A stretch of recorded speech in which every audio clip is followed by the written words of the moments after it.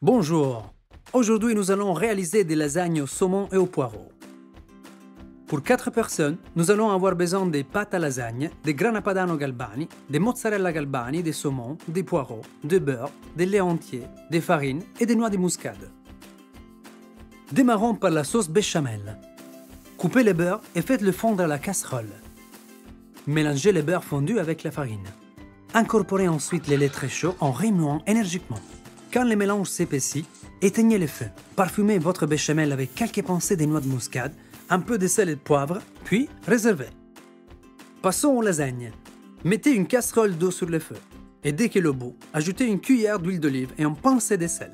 Plongez-y la plaque des lasagnes une à une pendant environ 2 minutes. Puis, enlevez-le avec une écumoire et passez-le à l'eau froide. Étalez les plaques cuites sur un torchon pour les faire sécher.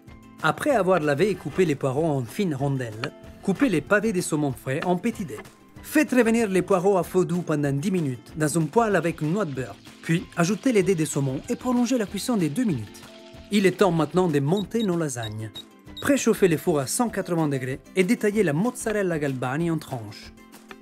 Dans un plat allant au four, alternez successivement une couche de béchamel, une couche de pâte à lasagne, une couche de préparation saumon poireau et des rondelles de mozzarella galbani.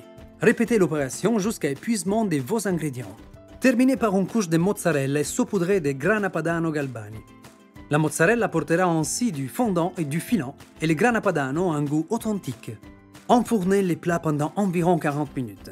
5 minutes avant la fin du temps de cuisson, réglez le four en position gris pour créer une croûte dorée.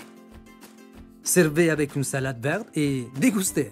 Une petite astuce pour la fin. Si vous cherchez des saveurs plus intenses, n'hésitez pas à réaliser cette recette en mélangeant du saumon frais et du saumon fumé. Buon appetito! Découvrez toutes les recettes sur la chaîne YouTube Galbani.